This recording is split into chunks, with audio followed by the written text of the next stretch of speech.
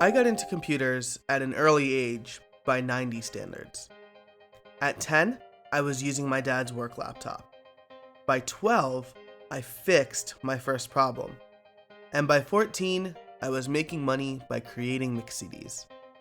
See, I was one of the first people in my school to have a CD burner. Lucky me. At 15, I made my first real website. My friends were making band sites. This was before MySpace. And I was fascinated. Then, my parish came to me and said that they needed one.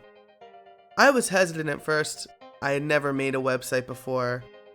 But then they offered to pay me. And I was in.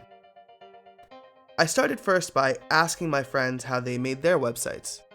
And they told me they were using this website called GeoCities and a program called Microsoft FrontPage. If you're cringing at this point, cut me a little bit of slack. It was 2001 and I was in high school. So I did the same thing, and I was hooked. I loved flexing my creative and logical sides, and I loved making something that people actually used. I knew what I wanted to do for the rest of my life. As I refined my skills, I got real hosting. I used Notepad++ to write code, HTML and CSS, and then later PHP. And I read blogs a lot. I talked to people. And I looked at other websites.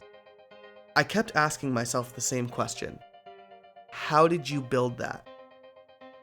Today, in 2016, a full 15 years since I started, it's easier than ever to answer that question.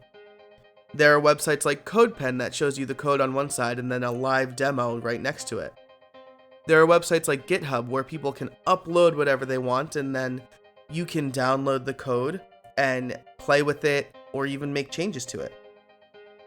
But still, you can't look at a website and see all there is to know about it. There's not a magic download button for everything. There's still lessons learned from the project. There's making everything fit so it works really nicely. And then there's getting people to visit and use the site. In this podcast, I talk to business owners, designers, developers, and makers. I ask them the same question that I was asking 15 years ago. How did you build that? And they're gracious enough to share their secrets. So when the first episode launches in late August of 2016, tune in. I plan to learn a lot, and I hope you do too.